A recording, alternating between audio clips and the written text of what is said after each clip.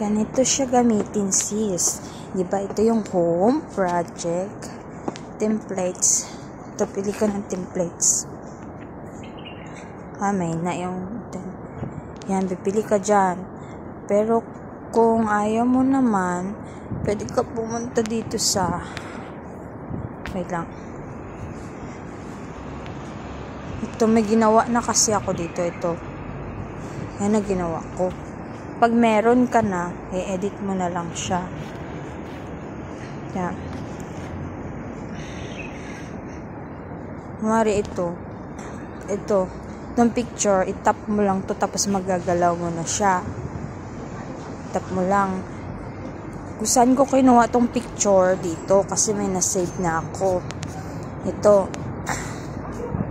Hindi, delete. Dito sa upload, pwede ka rin, marami na akong upload dyan.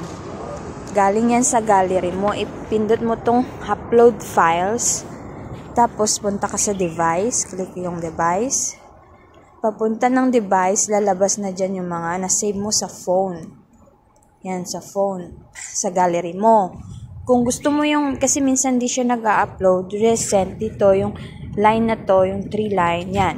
Sa image, punta ka sa image, yan, makikita mo yung mga sa gallery mo. Kunwari, sa screenshot, na-screenshot mo yung mga picture natin pag nag-LBS. Tapos yun yung ano mo, click mo yun, yung sa LBS natin. Yan, ayan, makikita yan dyan. Kagaya nito, LBS namin, yan. Click mo lang yan. Pag click mo yan, lalabas dito. Ayan na, lalabas. Pero, dapat, i-crop mo muna doon sa gallery. Huwag mo muna i-upload. Pero, kung minsan di gumagana tong upload, dito ka sa gallery. Dediretso yon dito. Ayan, inedit ko yun kanina sa apps. Background, eraser apps, background. Yan o, yung eraser back. Diyan, inedit ko yan. Tapos, yun lang, i-upload mo lang ulit, add to page. Ayan, add to page. Pupunta na siya dito. Tapos yan na ilalagay ko. Kasi sa akin maganda talaga yung circle dito kasi dati nagbayad ako. Nag-subscribe ako. Tapos may remove background na siya dito eh. Wait, mali. May remove background kasi dito. Ano? Kaso may bayad siya, kailangan mo mag-subscribe. Pero pag first time mo pala mag-upload ng Canva, may free sila. May free. Pero kailangan mo i-remove yung subscribe mo. Or else, every month ikakaltas niya sa Alipay mo. Kaya kailangan, 1 month mo lang gamitin. Kasi tapos i-remove mo yung unsubscribe mo. Dito yun eh, sa setting. Unsubscribe.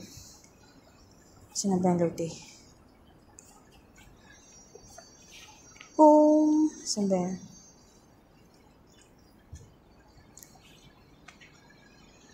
Hindi ko mahanap kasi may na-net ko. Hindi tatain. To upgrade Canva to Pro. Yan. Dito sa setting.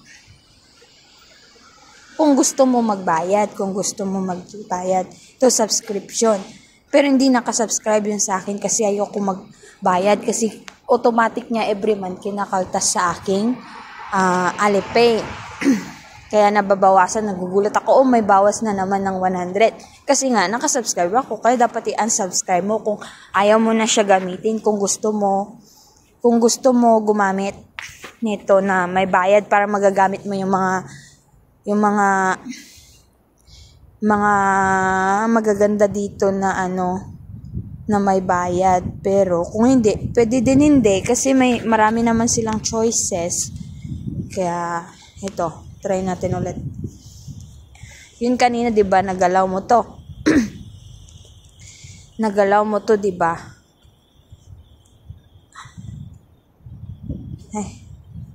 Nagalaw mo yung picture pag tinap mo siya. Kagaya nito. Tinap ko to. Gumagalaw. Yan. Gumagalaw, 'di ba? Tapos yung arrow up dito, babalik siya. Parang previous. Yan, balik siya. Tapos ito sa kabila naman. Yan. Tapos pag itong edit naman, ito, pag gusto mo mag-edit, dito ka lang tap mo tong edit. Edit. Yan. Automatic yan mag-edit. Itong X, delete, prayer, Tapos R. Mabalik. Tapos, ano mo lang, kasi naka-type mo na yung kanina, i-arrow mo lang to para bumalik. Yan. Tapos, pag change font, ito font. I-tap mo lang yan, tapos lalabas na yung font. Antayin mo kasi minsan, matagal siya kasi nga yung data mahina. Tapos, pwede mo siya i-change dito sa font. Kaysa style, ito yung mga style.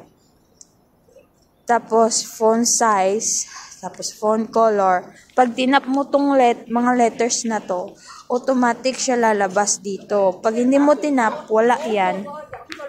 Pag wala yan, hindi mo tinap yan, mag-click ka lang dito sa puti sa ibang area para mawala na siya.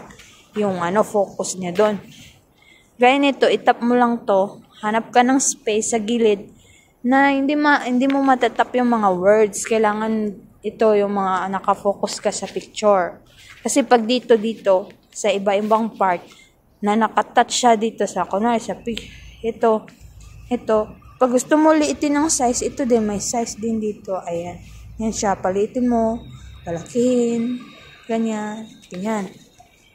Tapos pag nakagawa ka na, madali na lang naman kasi i-edit mo lang siya, palitan mo yung pangalan, ganyan lang. Any question? Matanong ka lang sa akin.